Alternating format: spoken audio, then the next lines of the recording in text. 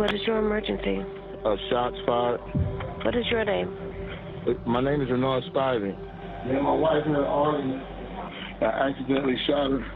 You accidentally shot her? Yeah. Houston police. Where you at, ma'am? Sir? Yeah. Back here. All right, where's the weapon?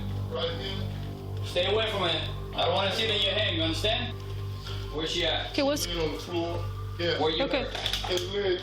All right. Shot in the leg. Okay. We was arguing, tussling with the gun, and we had been arguing all day. Okay, go ahead and put your hands behind your back, okay? It's back there where he is. Renard Spivey was a longtime deputy sheriff, and the deceased was his wife, Patricia Spivey. Spivey, who also worked for a time as a TV judge show bailiff, is now charged with his wife's murder.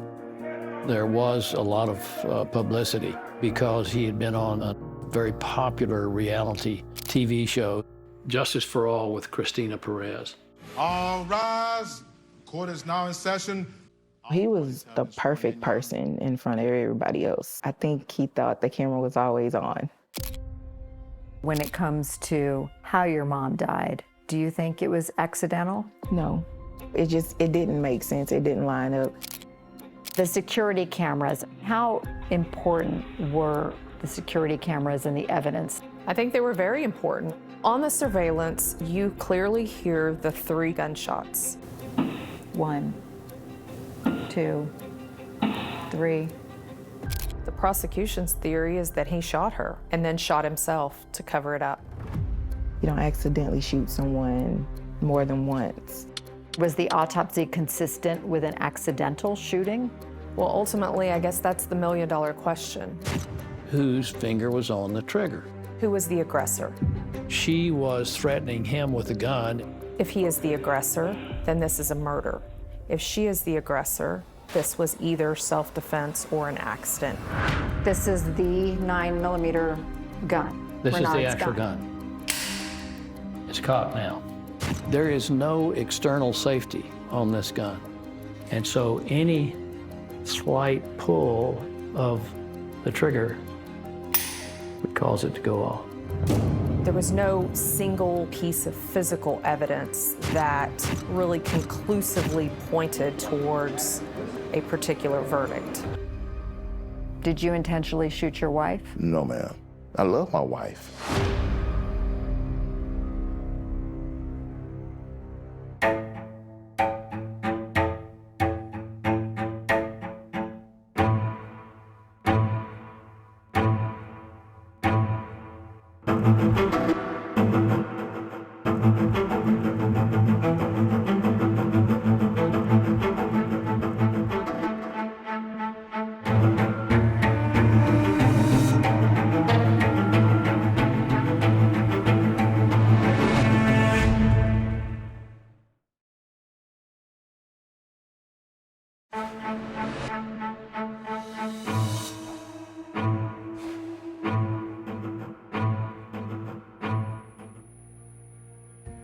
It was just after 3 a.m. in the warm Houston summer of 2019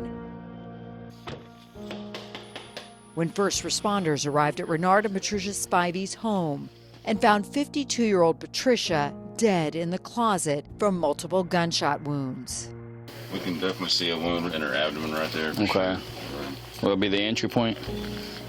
It looks like it. We don't know if that's the only one, but that's definitely one there. Those signs of life.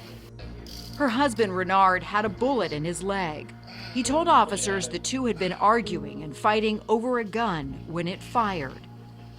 Where'd you shoot her? We was tussling in the chest and in the arm.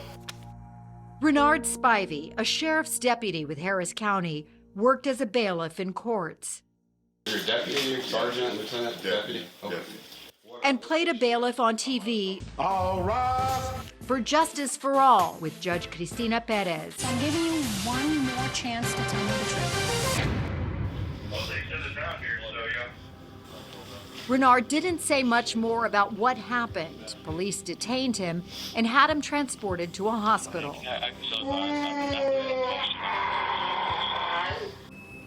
Patricia's 83-year-old father, who suffered from dementia, was also living with the Spiveys. He was sleeping when the gunshots erupted. What happened? You didn't hear anything? I haven't did anything. I know, we just need your statement. First responders on the scene wondered how a gun could go off multiple times by accident. If you get shot once, you're not gonna make the gun go off again. That's what I'm saying. And why a man of Renard's size, around 6'3" and weighing around 290 pounds, would need to struggle with his smaller wife to take control over a gun. Saying you're that big and you're fighting for the gun? I don't know, but that was a big dude. That was a big dude. That was a big dude. It's got a bunch of trophies inside, bodybuilding trophies. Just gotta call homicide, and it just doesn't make sense, bro. It was more like, what happened? Because like I said, Patrina Marshall, Patricia's daughter from a previous relationship, arrived at the scene. Did my mom do something? Did Renard do something? Like, what, did somebody do something to them? Like, I didn't know what to expect. Patrina says an officer told her her mother had died during a struggle with her husband.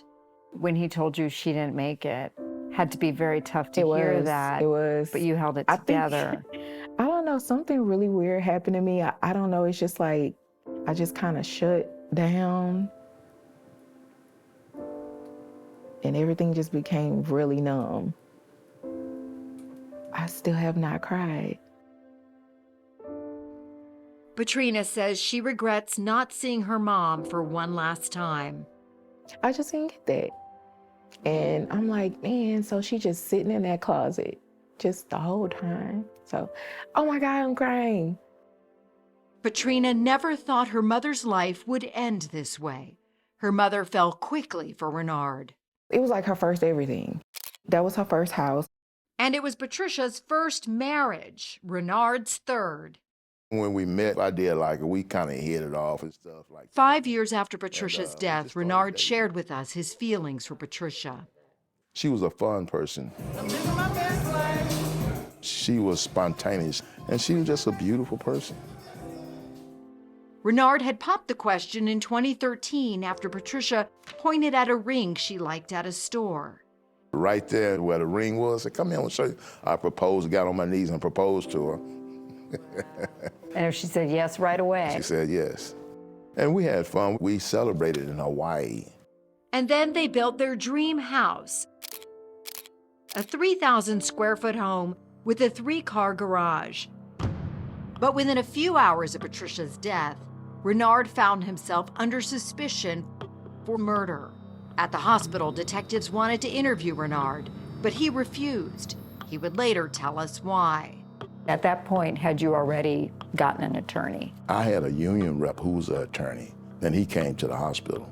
Union rep, we said, do not talk to him. While investigators tried to figure out how exactly the shooting unfolded, the medical examiner was conducting an autopsy on Patricia. According to the report, Patricia had multiple gunshot entry and exit wounds, the fatal shot piercing through her lungs and heart. 48 Hours consultant and former prosecutor Lisa Andrews reviewed the case for us. The multiple shots is definitely what gives everyone a lot of pause as to why it's not an accident. The medical examiner ruled it a homicide, which is an intentional killing. On July 29, 2019, Renard Spivey was charged with his wife's murder. What was that like for you, now being behind bars for somebody who had been on the other side of the law for so long? It was tough. It was real tough. What I've been through, I wouldn't wish it on my worst enemy. Renard's twin sister, Renee Spivey Frazier, says she found out her brother was arrested when she got a call from a relative. And I just couldn't believe what I was hearing because I knew he loved her unconditionally. Renard's friend, Gerald Graham, who Renard has mentored over the years, couldn't believe it either. Like, he's the big brother, the father, the uncle. I just want to thank y'all for all of the well wishes. I have never seen Spivey in any kind of altercation. I've never seen him raise his voice. Renard Spivey hired prominent criminal defense attorneys, brothers Dick and Mike DeGuerin, and Mike's son, Michael DeGuerin. One of the things that we were able to see in this case is they had a camera system in their home, and I watched their relationship. We wanted to see if there was anything there to provide a motive for wanting her to be harmed or dead, or that there was trouble in the relationship. It was a very loving relationship, as I could tell. But yet we know on that night, somebody went to bed angry. It looked like she went to bed angry. He did not.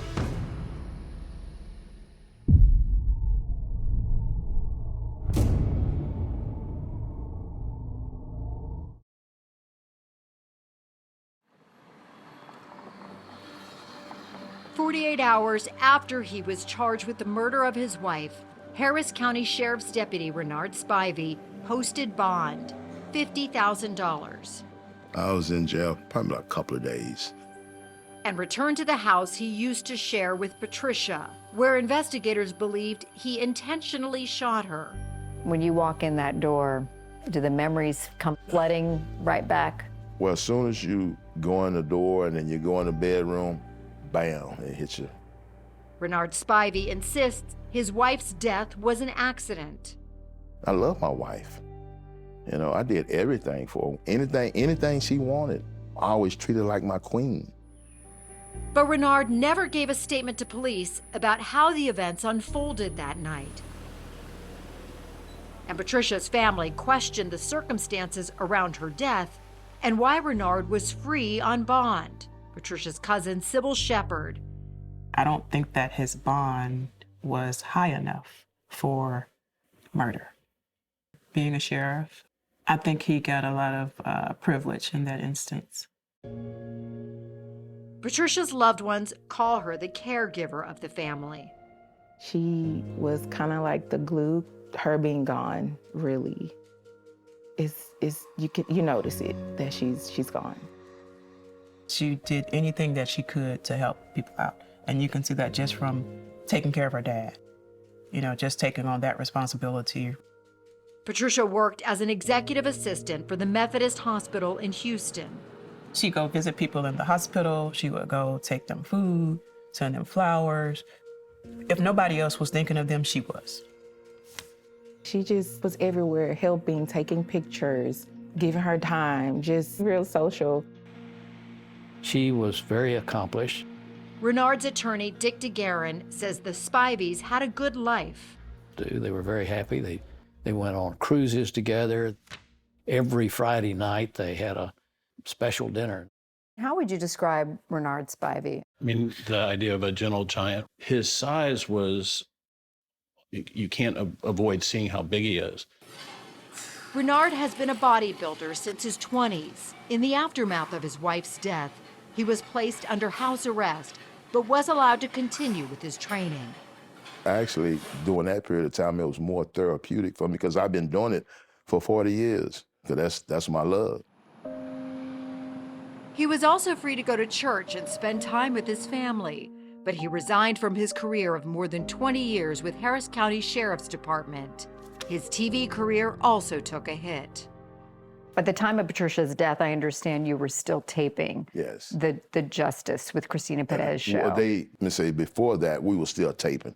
Then after that, we didn't do any more taping. Renard had portrayed the bailiff for 9 years and taped more than 100 episodes. Right here, sir. He told us it was something his wife really liked about him. And what did Patricia think of your television career? Oh, she loved it. She was excited. And as a matter of fact, I took her to a couple of the Emmys. Patricia's childhood friend, Ezra Washington, had a small part as an extra on that show and remembered meeting Renard when Patricia and Renard got together. You recognized him right away from his time. Renard and Ezra became close friends, but over time, even before Patricia married Renard, Ezra says Renard was controlling with her. They were at Papado's Friday night. She'd have a few, and he told her, don't drink no more.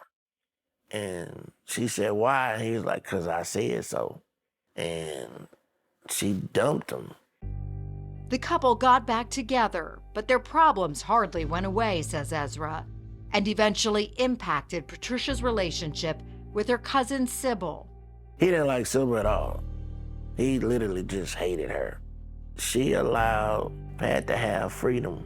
They would go on this cruise every year, and they party, have fun, and they meet people from other parts of the country. He definitely felt, intimidated by the relationship, that we had. Sybil says after the couple got married, Patricia distanced herself. It was more so trying to just put that wedge between the two of us. And it worked. I just backed off from it. I didn't want to come between somebody and their marriage. It almost seemed like he was jealous of her relationships that he already knew she had. I mean, he met her. Patrina says her mom and Renard had no business being married. She says their relationship became strained once they moved into their new house. They argued quite a bit. What did she complain about with him? Mainly, it was libido, that he didn't want to sleep with her, and maybe she thought he was taking steroids because his whole demeanor changed and his attitude towards her changed. Like mood swings, a lot of up and down. Yes. Patrina says her mom looked up some of Renard's pills and told her she found proof Renard was using steroids. In the days leading up to the shooting, did it seem like things had intensified? Yes. Renard says he was never controlling with Patricia, but he doesn't deny there were issues in their marriage and says they began about a month before the shooting. She thought I was on steroids and stuff, and I'm trying to get her to understand that my testosterone was low and I was going to a doctor. Renard says a doctor had prescribed him testosterone shots. What about the steroids? Were you taking steroids at that time? That was the replacement. It's called replacement therapy. That's not steroids. Did you feel like your moods were up and down too during the time you were getting those shots? Do the shots affect your mood? No, never. Renard had already told police the two were arguing on that fatal night. And she thought I probably was cheating on her or something because we wasn't intimate anymore. And what'd you say to her? I told her, no, that's crazy. Security footage in the Spivey's home recorded some of the couple's movements. She is sitting at the table at one point. Right. You walk over to her. What happened? When I walked over to her, I was getting ready to go to bed, and every time I walk over to her, she'd turn her phone down. And then I was trying to kiss her. I'm not kissing you. Renard says he was curious why Patricia was hiding her phone from him. After they went to bed, thinking that his wife was asleep, he says he grabbed her phone from her nightstand and brought it into the closet. I want to see what she was looking at. And so when I grab the phone, I'm thinking that she's asleep. I go in the master closet, it's dark, and it wasn't seconds before, pointing the gun at me. Give me my damn phone. Renard says Patricia followed him into the closet with a gun. Then when I turned around and saw her finger on the trigger, I was scared for my life.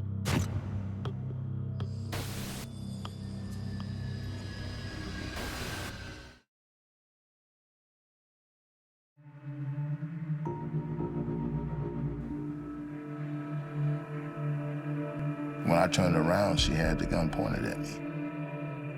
Tension between Renard and his wife Patricia turned frightening, he says. I was really scared because put your finger on the trigger unless you're prepared to shoot. When Patricia threatened him with his gun. Where do you keep your gun? On the dresser. So it's on your side on my of the side, bed? Yeah. And is it always loaded? It's always loaded.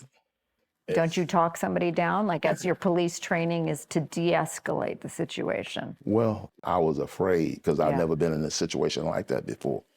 So the best thing I knew in my training is to try to take the weapon away from him. Renard says he tried to do just that, and things unfolded quickly. When I grabbed her wrist, I grabbed the top of the weapon. She pulled back with her finger on the trigger, and it went off and shot me in the leg. So you got shot first? I got shot first. Then what happened? I was in the process of falling down, and when I tried to take the weapon away from me, it went off a couple more times. 2 more times, he says. Patricia was hit in the chest and then hit by another bullet in her arm, as illustrated in the CBS News animation based on defense theory. We're certain that the first shot that hit her went into her left chest, through her lungs, and into her heart. We think that the second shot that hit her in the right arm and went basically in and out of the bicep and then into her upper right chest. But former prosecutor Lisa Andrews says it is not certain that only 2 shots struck her. The medical examiner thought it was possible Patricia's wounds were the result of 3 shots, 1 to the left chest, 1 to the right arm, and a 3rd to her right chest. There's a lot of controversy about how many times she was actually shot. 1 shot is an accident. 3 shots? Well, I mean, that's the question, right? Investigators pored over the home surveillance. 3 gunshots are heard clearly.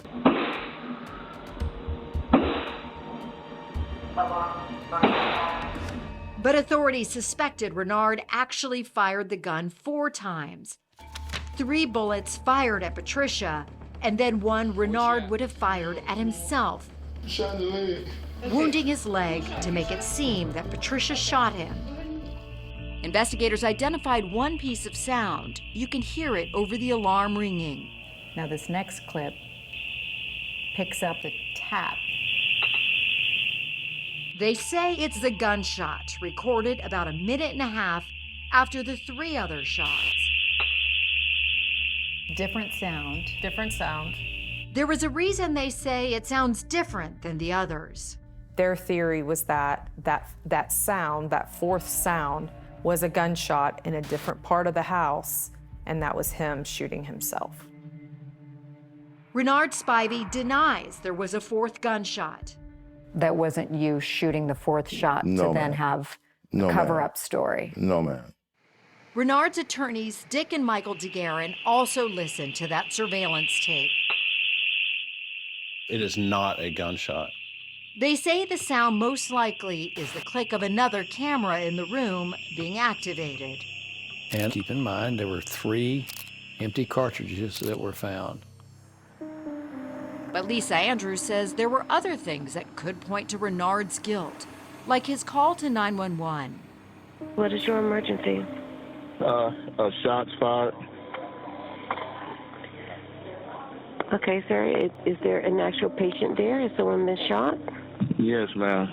He's pretty calm. The demeanor does look pretty off to me. Okay, where's the patient? They on the floor, and I'm shot too. He doesn't say my wife or she. It's an emotional step back from what has happened. It took Renard 2.5 minutes to say he accidentally shot his wife. Yeah, my wife had an argument. I accidentally shot her. It's like he can't bring himself to say what he's done. For him not to reveal that information with 2 decades of law enforcement training, to me, that was consciousness of guilt. But Renard says he wasn't hiding anything. When you traumatized and to see your wife shot and you shot 2 at the same time, it's a lot. Mm-hmm. Where's the gun? It's on. You can hear the strain in his voice, so you know he's in pain. He was confused and probably going into shock. But there are other things on that tape that caught Andrew's attention. Since she is not awake and not breathing normally, sir, we need to perform CPR on her. I said we need to perform CPR on her. I thought this was also significant. Mm-hmm. I have no doubt he is trained in how to give CPR, perform it. Mm-hmm. You can hear what sounds like Renard doing chest compressions. 1, 2, 3, 4, 5. But a little while later, you can see on the home security cameras Renard takes a break without mentioning it to the 911 operator. We need to apply firm direct pressure to your wounds and her wounds, but we still need to continue the CPR. Okay, ma'am.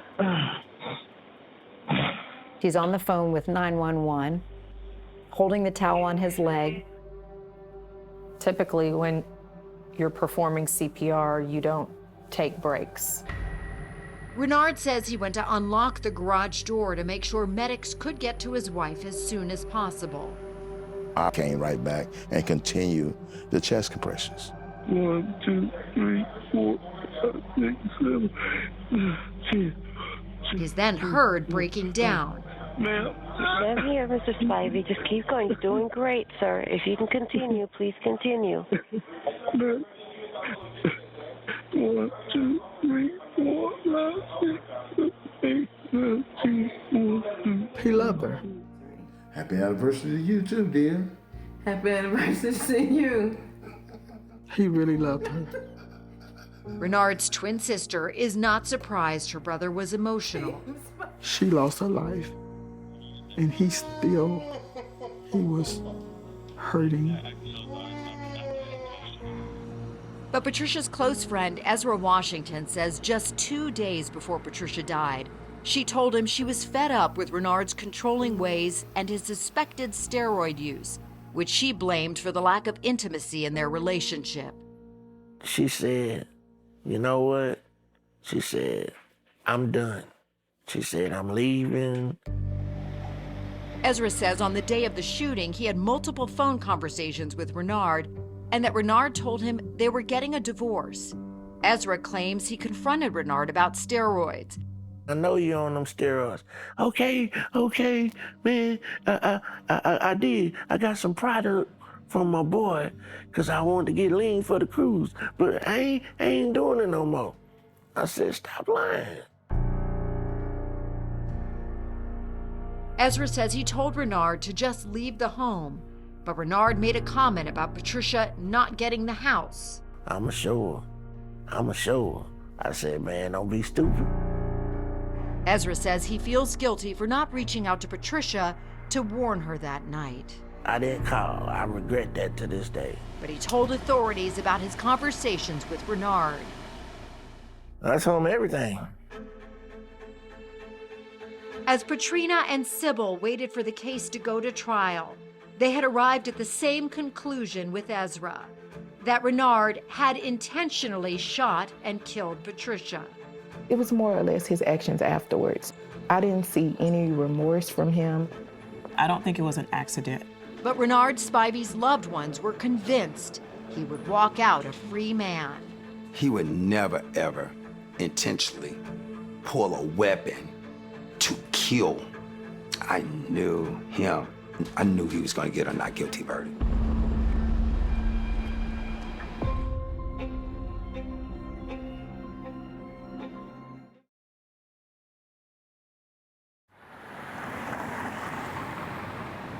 As Patricia Spivey's family waited for their day in court, the coronavirus pandemic stalled the proceedings. 4.5 years passed by.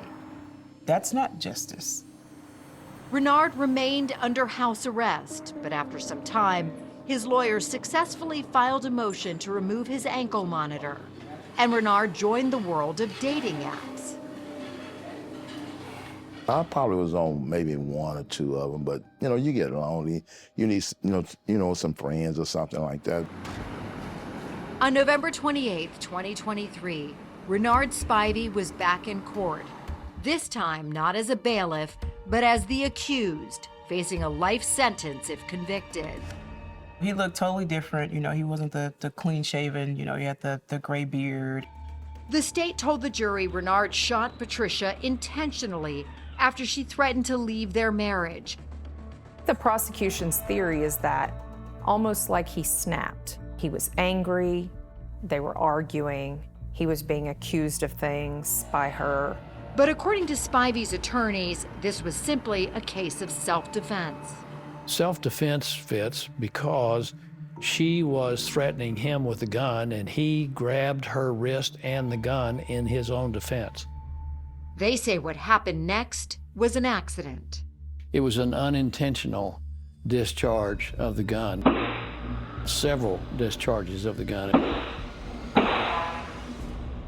When he told me what kind of gun it was, I'd had experience with that particular model of a Smith & Wesson semi-automatic. You have it right there. There is no external safety on this gun. So if someone's finger is on that trigger All it takes is a slight pressure, and it goes off. With someone that's gripping and trying to wrestle with the gun, that's enough pressure to engage the trigger and to fire the gun. Dick DeGuerin says once fired, the semi-automatic reloads itself instantaneously. It recharges in split seconds. Each time it's fired, it's ready to fire again. We went with DeGuerin to the doorway of the closet in Spivey's house. It's a pretty sizable closet. It's like a... It's a big closet. Big closet. Where he showed us what he says happened. He saw that she had her finger on the trigger. With his left hand, he grabbed her right wrist and put his right hand on the top of the gun to force it down. And she pulled back and so she away from me. Okay. And when she did that, it shot, hit him in the left thigh. And as they fell, he grabbed her again and grabbed the gun and tried to twist it out of her hand. Her left hand came off. Okay, left hand comes off. And the gun went off again and shot her in the chest. In the chest. Then, DeGuerin says the gun went off one more time, and the third shot hit Patricia in the arm. Her hand by that time was in relationship to her body, almost vertical to her body. That's why when the bullet went in, it went in by her elbow, came back out and went into her chest. DeGuerin says the powder burn mark on Renard's right hand proves he grabbed the gun as Patricia fired. When the gun fires, this is where the gunpowder that's been fired comes out, and that's what burned his right hand. But there was something that puzzled the prosecutors, and they raised it at trial. Where's she at? She's laying on the floor. In Renard's telling, he and Patricia were fighting at the entrance of the closet. But Patricia's body was found deep inside the closet. Prosecutors believe it was because he cornered her. Her body, as I understand. Her body. Where did it end up? Well, it ended up over in about the area that you are. But then after... And why? How did it end up here? Because that's where they fell. Where she fell. At trial, the defense team painted Patricia as the aggressor. And they point to her internet activity that evening to demonstrate, they say, that her frustration with her husband was building. At 2:49 a.m., Patricia posted this meme on Facebook. Characterize people by their actions, and you will never be fooled by their words. At 2:59 a.m., Patricia is seen on camera for the last time. At 3:01 a.m., prosecutors suspect Patricia had enough, and you can make out her saying the words, "It's the same thing," over and over again.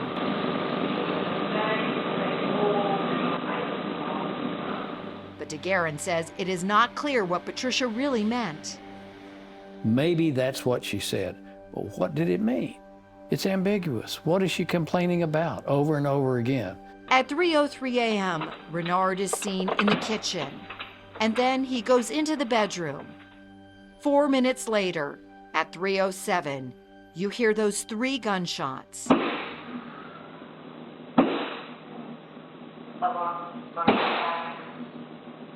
They were in quick succession, inside of 4 seconds. And at trial, Renard Spivey told the jury his wife Patricia was the one firing. I didn't pull the trigger. No, your fingers weren't on the trigger. No, ma'am, not at all. DeGuerin says there is no evidence to contradict that. He says that a crime scene technician acknowledged at trial that the trigger was never separately swabbed for DNA. She said, well, I was afraid that the gun would go off again. Now that tells you how dangerous that gun was. But Patrina says her mom was not the type of person who would pull a gun on anyone. My mom is not violent like that. It didn't make sense to me.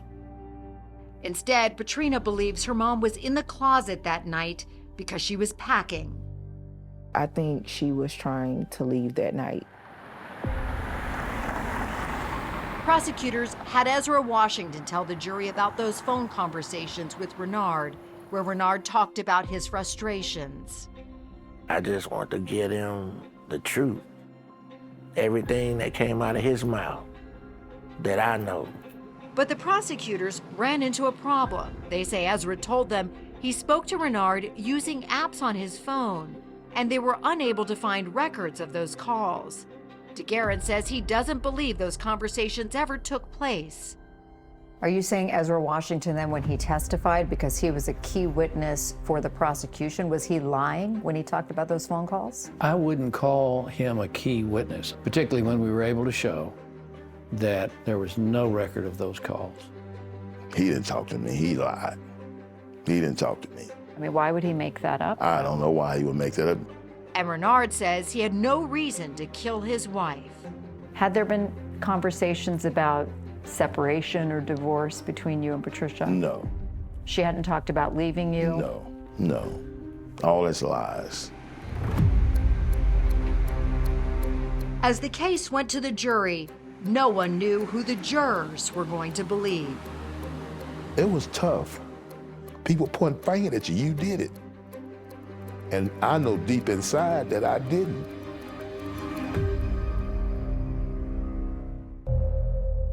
If you were on the jury, what would be the most important evidence in this case? Chat now with the 48 Hours team on Facebook and X.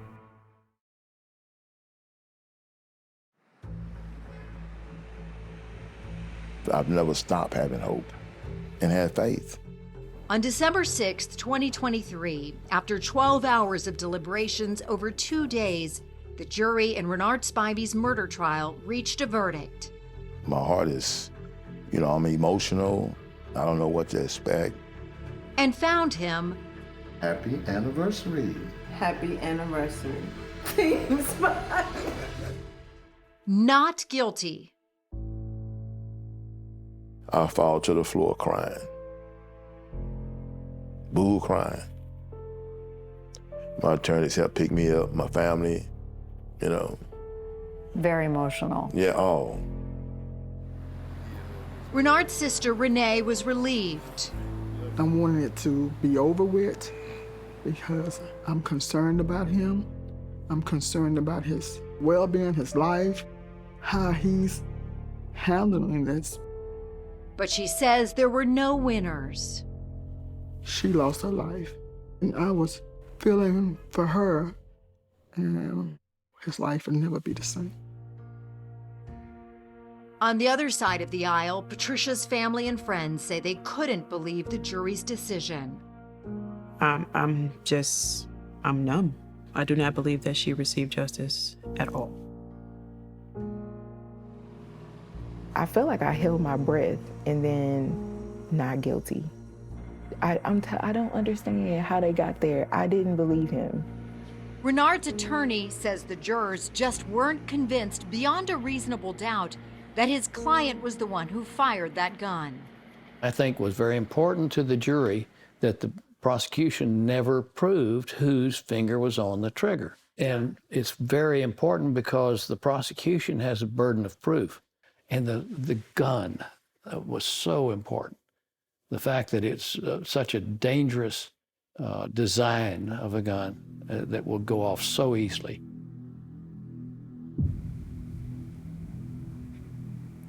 There just wasn't enough evidence to disprove his story. Since the trial, Patricia's family say they've had a hard time processing their loss. Felt like it was way too soon for me to be at her funeral. Facebook has these memories. It just seems like every other day pictures will come up. I think about the times that, we shared, the good times. My mom was still important. Like, she was important to me.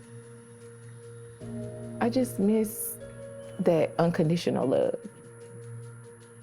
I have no anchor. Like, she's gone, so she was my anchor. Yeah. So, yeah. I'm hurting, so I know how they feel. Actually, I would like to, come to their family, go to their family and say, hey, look, I loved her, and they knew that.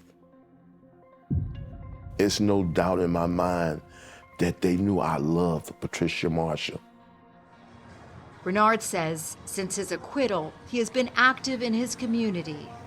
I work for an organization and a volunteer for Healing for Hoodies. And we feed the homeless every Sunday. Leaning on his family and friends. A lot of the officers, a lot of other people, we knew that you didn't do that. We knew that you would get, found not guilty. We know you. We know your character. We know what type of person you are. Man, I appreciate it. I appreciate it. God is good. God is good. But he says he still misses his wife. You remember stuff that she used to like. You remember the music. You remember the food she liked. What color dress. Certain things she liked. You remember all that. So every day, it's a challenge. I can't sleep at night.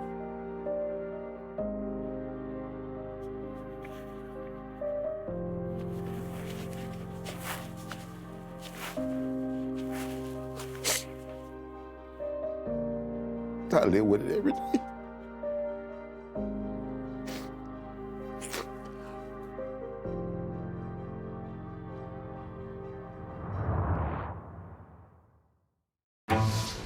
Don't miss true crime anytime you want, anywhere you go with the 48 Hours Podcast.